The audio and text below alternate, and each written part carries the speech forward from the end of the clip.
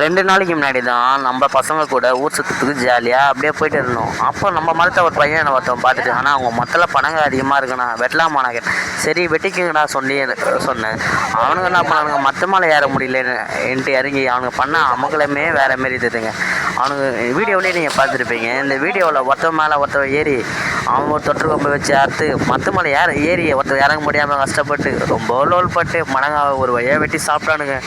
நீங்கள் இந்த வீடியோவை பாருங்களேன்.